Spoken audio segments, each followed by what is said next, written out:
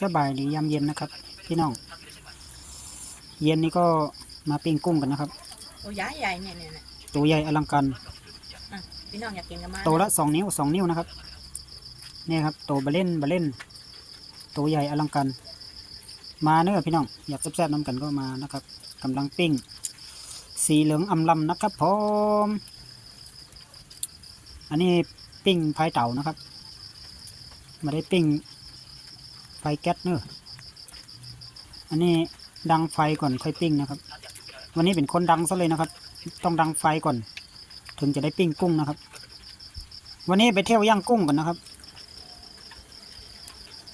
ไปเที่ยวย่างกุ้งก็เลยมาปิ้งกุ้งกินปิ๊กมาตังเมืองจีนนะครับเดี๋ยวจะไปแวะกินขนมจีนตัวเนอะไปเมืองจีนเดี๋ยวนี้ก็กินกุ้งปิ้งไปก่อนนะครับพอมาเที่ยวย่างกุ้งนะครับ